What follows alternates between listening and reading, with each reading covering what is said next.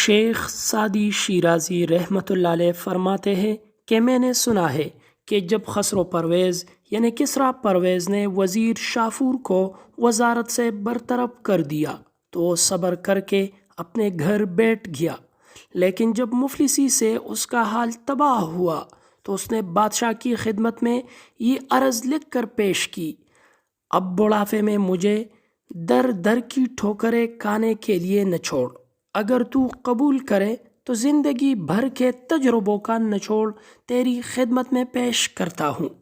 اگر تیرے ملک کا کوئی باشندہ فتنہ پردازی کرے تو اس کو ستانے کی بجائے ملک سے نکال دے، اور اگر ملک کا کوئی باشندہ غداری پر کمر باندھے تو اس سے اچھی طرح نپٹ اور اسے کسی دوسرے ملک میں بھی پناہ نہ لینے دے۔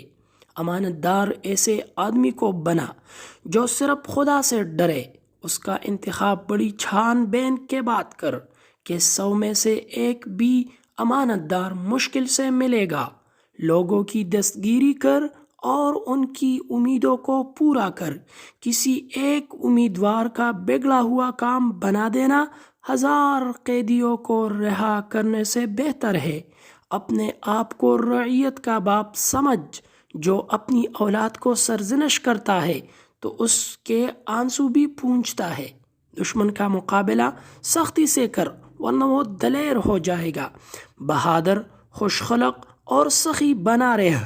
جب خدا تجھے دے تو مخلوق پر نچھاور کر، خطا کار کی بھول کا عذر قبول کر، اگر وہ معافی چاہے تو معاف کر دے۔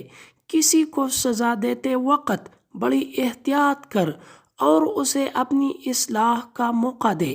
خوشنودی کے کان سے کسی کی برائی نہ سن، وہ شخص کبھی نہیں مرتا جو اپنی یادگار، پل، تالاب، لنگر خانہ اور مسافر خانہ چھوڑ جائے۔